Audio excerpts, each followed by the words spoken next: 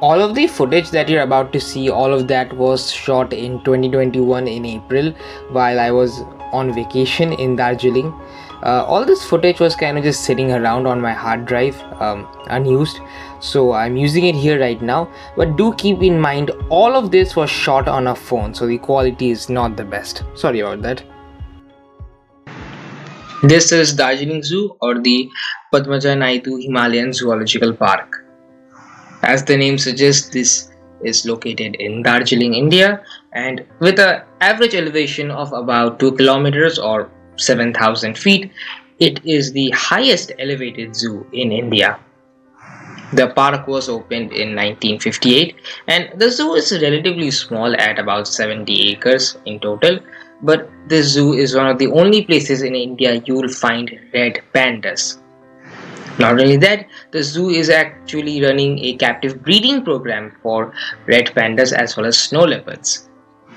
Now, the red pandas have a very unique history in zoology. They were first named and described in 1825, and at that time they were just called pandas.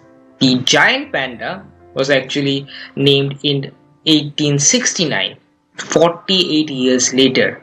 So yeah, these guys came first, and after that they were called as red pandas or lesser pandas.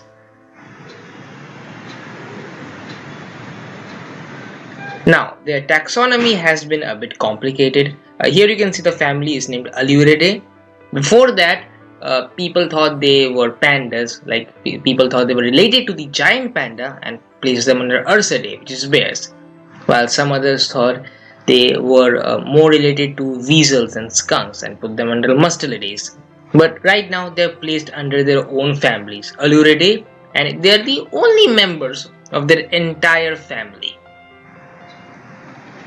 Red pandas are highly endangered. They're found across the Himalayas, so in Nepal, Bhutan, India, and China. There are currently two described species, the Himalayan red panda and the Chinese red panda. Even though they are not pandas, they do have two striking similarities. First of all, they eat bamboo. They have a very bamboo heavy diet, just like the giant panda, and they have a sort of false thumb, a bony extensions on their hands that helps them grip the bamboo more efficiently. It's kind of like a false thumb. The red pandas here are sort of the main attraction of the zoo, and every year the zoo attracts almost 300,000 visitors to it. And that's also the reason why I came to the zoo, mainly just to see the red pandas. However, they are incredibly shy. I was lucky enough to see them moving around at this point. This was like early morning, but most of the time they would be like in their hides or high up on the trees, just sitting and not doing much. They are diurnal, but they don't really like people, which, it's fair enough. They're endangered because of us only. Next to the red pandas was the entire avian section of the zoo.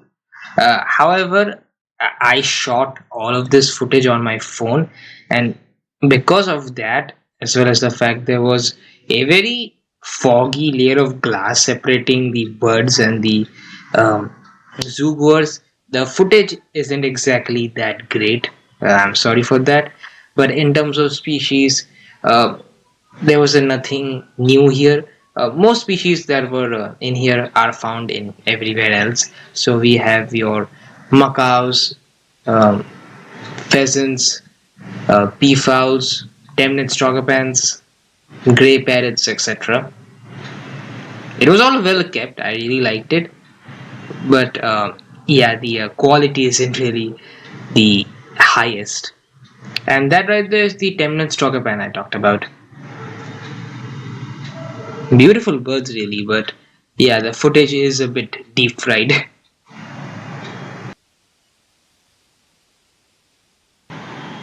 This zoo has a focus on alpine species as well as species that are generally found across the Himalayan ranges. So the overall collection of animals this zoo has is a bit smaller than some other zoos I've seen, but the animals you see right here are ones that you won't really get to see anywhere else in India, and they're Mostly all native species, the red pandas, the bears, the thar, the leopards you'll see very shortly, as well as the other wolves, deers, all of them are native to the Himalayan ranges.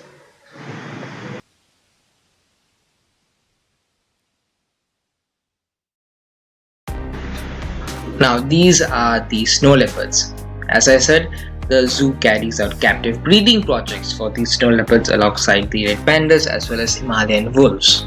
These are the two I got to see. Now, their living space does kind of look small from this angle, but they do actually have larger dens that are just cut off for the public. So, their overall living area is a bit larger than what we see right here. And despite their names, snow leopards are not that close related to regular leopards as we see here. Genetically, they are more closer to tigers than anything else. They just look like leopards. But at the end of the day, all three of them, along with the jaguars and lions, come under the same Panthera genus.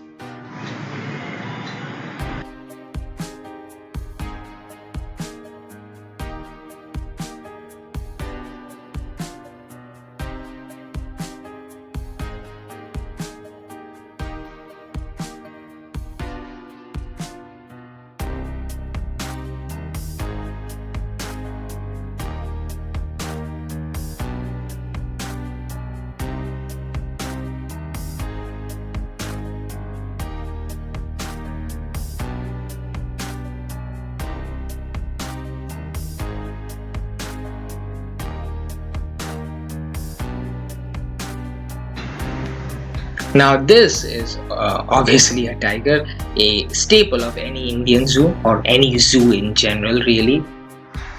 Uh, Here, while you only see one tiger, they actually have two tigers. The other one was in its own enclosure besides this one, and that guy was just kind of like sitting in a corner, not moving.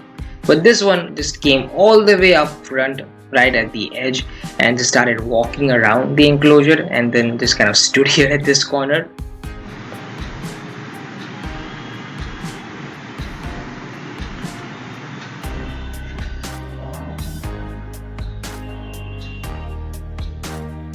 And this is me right here with the tiger, and you can see the enclosure is like really close to the main road. It's not really that far off. If there was not that fence, it could easily just jump over right here without any issue. And these are the Himalayan wolves. This particular species of wolf is not really that widespread across Indian zoos, mainly because this is an alpine species that usually thrives in colder temperatures.